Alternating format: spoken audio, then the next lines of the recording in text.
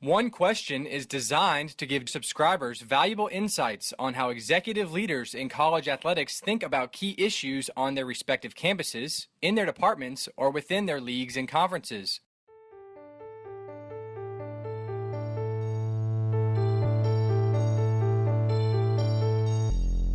Greetings, this is Ty Brown, and welcome to One Question, where we highlight executive leaders in college athletics. Our guest today is Devon Thomas. Devon is the Senior Associate Athletics Director for External Affairs at Eastern Washington University. Greetings, Devon. Thanks for joining us today. Oh, man, thanks for having me. I'm excited to participate. Now, Devon, you've been in college athletics for roughly 16 years. Early on, you were in strategic marketing. You did that for around 6 years, and then you transitioned into development. You find yourself now at Eastern Washington working for a veteran leader in Lynn Hickey. And I guess the question I have for you is, how has your understanding of organizational leadership within athletics and really the whole department evolved since you've been there for the past year at Eastern Washington?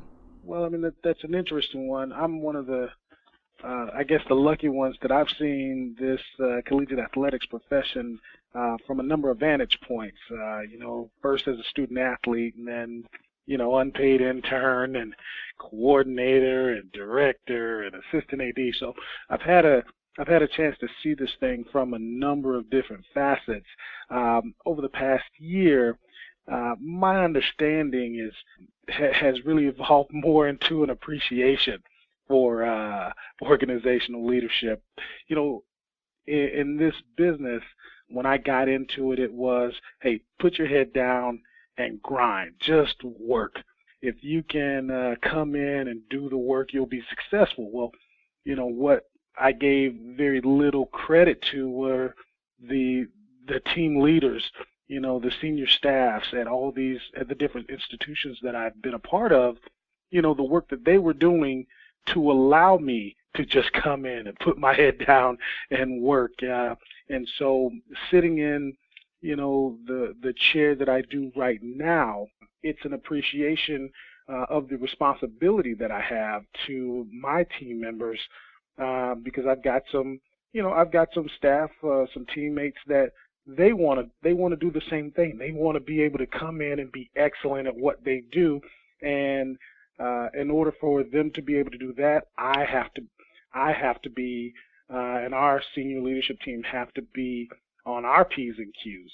We have to be able to chart a foundational direction so that we have team members that can come in and just do the work. So that appreciation over the last year has really, really grown, because, it comes to a point where I'm in a seat now that I can no longer just work in a department. I have to work on the department as well. Right. It sounds like you've grown to have a better appreciation for accountability as a leader. Oh, yeah, absolutely. I wonder the influence, and Lynn has been in college athletics for a while. She had a couple stops, and I wonder her influence in terms of, you've gotten to know her well probably over the last year working with her. Tell me about that aspect of working for someone who has experience in learning what to do, what not to do, all those, a broad range of leadership. Mondays around here are fraught with meetings, but what I do get is time with Lynn to just pick her brain. And she knows that part of me taking this role was to work for someone like her, someone who has seen a lot, who has done a lot. I mean, if you know her career, basketball committees and coaching, and she's one of the champions of the game. So I get an opportunity to just pick her brain and hey, Lynn, I'm thinking about this. What do I need to be cognizant of? And I'll tell you, I've worked with some good AD. She is right up there with some of the best that I've worked with, in that very little surprises her. I think, here I am. I've been in, heck, she's been an AD longer than I've been in college athletics. And so I think I've got this wonderful hot shot new idea that I'm going to do. She'll tell me, hey, but have you thought about this? And I go, well, no. Why would I think about that? So her leadership and her ability to mentor myself and the rest of our staff, just given the fact that she has sat in a lot of these meetings, she's sat in a lot of these chairs to know what not to do, but then also chart a direction. Yeah, yeah. When you talk about growth of understanding organizational leadership within athletics, she's actually doing you a definite service, right? Because now you have to think about those things. Yeah, that's excellent. And you talked about accountability, right? It's like the perfect learning experience. You think about your current position, right? You've kind of grown up in marketing, spent a lot of time in development, which is all important to athletics departments and revenue generation. Your position now, external affairs, seems to tie all of your previous experiences together. What aspects of what you do now do you keep close to vest because it's where you are most comfortable? I wish I had I wish we lived in a world where I could do what I wanted to do the most. Right, yeah, exactly. That's a part of leadership, right? Yeah, I think the thing that I would prefer to do most would be the marketing side of things. I really enjoyed my time in marketing. It was, it was fun. I was the guy that they came to see when, hey, Devon, you got some giveaways? Everyone wants to be your friend when you have all that stuff. All the promotional stuff, right? We could sit in the office and, we threw footballs around, we played games, we went out and with my team, and we'd say, hey, listen, if no one can do this promotion, then we can't do it. So Wednesdays at UCF, we'd go out and we'd try every single promotion. Can it be done? And so the spitballing around that is the stuff that I'd love to do, but given the climate that is intercollegiate athletics, that is funding, that is revenue generation. I'm fortunate that I have a background in annual giving and development. That's where I spend probably the most of my time because it's so important. Right, and it's like you said, it's very important. I do have a quick side question, though. You mentioned that you guys would go out on Wednesdays and try the promotion out, like on campus, before you decided to actually implement it. Tell me about that a little bit. Well, it was something I started at Idaho because we did the promotion where you do layup, free throw, 3-pointer, half court shot, right? Oh yeah, right. We've seen it a ton of times.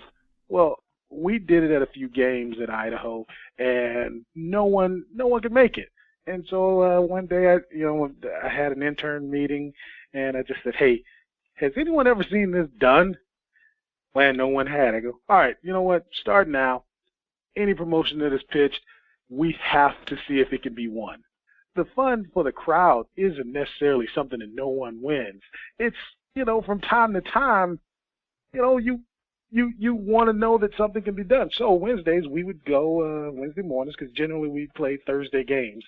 So Wednesday mornings, we invited all the interns in and anyone else in the department that wanted to go out to the court or to the football field, and we would just do the promotion. So it was a blast to do, and when after everybody's gone through once or twice, you go, okay, hey, it can be done, and all I need is just to see one person do it. If one person can do it, that means that it can be done, and we're moving forward. Now, we talked about how important development is and how important it has been for you in your career. I imagine, at some point you'd like to be an athletics director down the line. When you talk about your growth as a leader, I've talked to a couple of athletics directors, and one thing they say is you have to understand who you are in order to be successful in a position where you want to be. I wonder what challenge areas would the staff you work with and the people who work for you agree that you are constantly working hard to improve on as you continue to grow? Well, I don't know if they would agree that I'm working on it, but I really am. I think the biggest one for me is probably delegation. If you look at the arc of my career, I was fortunate, and I think there's some hard work there, but you also have to be a little lucky. I moved up the ranks, assistant director at Idaho, but there was no director.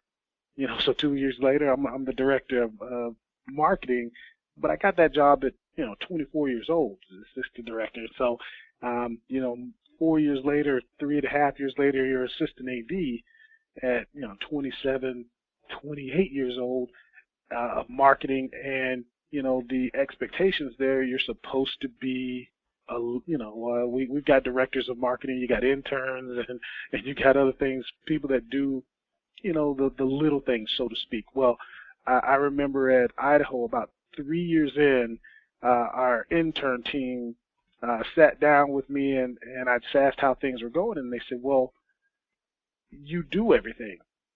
I go, well, yeah, what do you mean? I go, well, I'm here all day. You guys are in class. We have, we've got a game at 7 o'clock. At 1 o'clock, I'm done with script and everything. So yeah, I went and set up the table. I think I'm doing them a favor. I'm setting up the table and the promo. Look, you're explaining it to them. So I did this because of this. What are you guys talking about? Yeah, that's problematic, right? I went and got all the signs out and everything. And so they get there. I asked that they're there 2 and 3 hours before a ball game. Well, they get there and there's nothing to do because I've done it all. And it's good.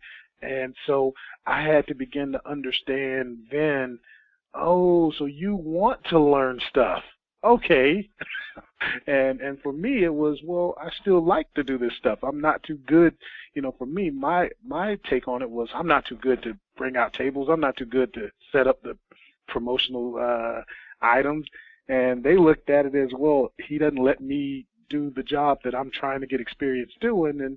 And so there was that, and that's followed me quite a bit along my career, which is I have to let the folks get the experience that they need to get. I mean, truth of the matter is I didn't need 5 interns. I could have done it all, but we're in this to help students. We're in this to help student athletes and get, kind of grow the profession. So for me, it is the thing I work on even now is delegation.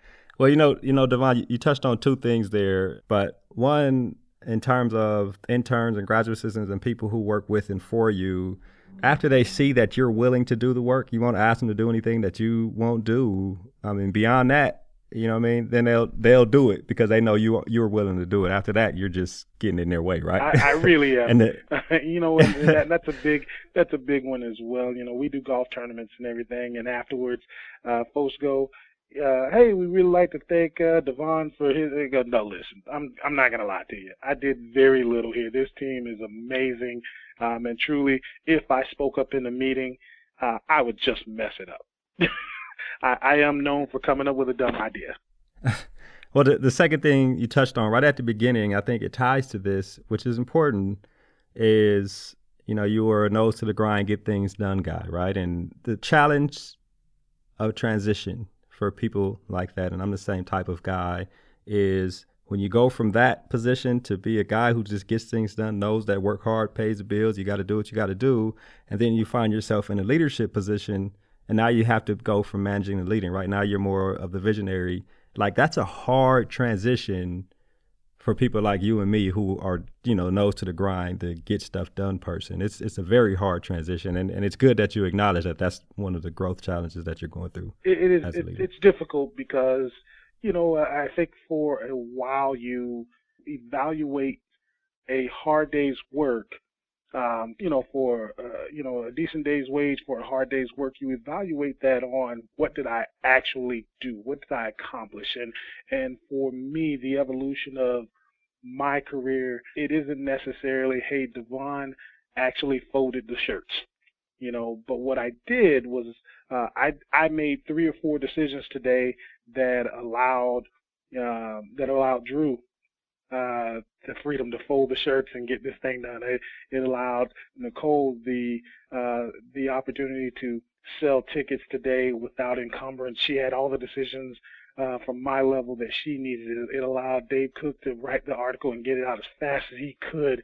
It allowed Chris Kasky to go ahead and tweet and use social media the way that it's supposed to be done. And that is, in fact, how it's been, how I've had to evolve as a professional in this business, because truth of the matter is, there are days where you go, gosh, I went to 7 meetings today. What did I actually accomplish? And really the most that I accomplished was the text from my team members going, hey, what do you think about this? And it's, yes, move forward. Yeah, go ahead. No, let's hang back on that one. And I think those are the things that, Lynn has helped quite a bit me understand is it isn't, if you're not doing those things, if you're not making the decisions to allow your team to work, it will stall. And your worth to this department is connecting all the different elements from marketing to social media to development to our ticket sales unit. Your work to this department is to keep all that running smooth because we've got great team members here that they can keep this thing moving. Right. The evaluation process of what you're evaluating, right? If you evaluate based on a decision to allow the machine to work versus evaluating based on whether or not the shirts are folded how you like them to be folded, right? What are you evaluating, which is important. I'll say this, Devon, this has been a great conversation. If you keep being intentional about letting your staff know that that is a challenged area and you acknowledge it and you're trying to work on it, they will help you work on that. And of course, they'll love working for you. It sounds like you got a great thing going there at Eastern Washington, and I really appreciate you joining us here on One Question. Thank you so much. That was Devon Thomas. He is the Senior Associate Athletics Director for External Affairs at Eastern Washington University. And of course, this is Ty Brown with One Question. And keep in mind, the role of a leader is to create and maintain an environment that people want to be a part of. And as always, be better tomorrow than you are today.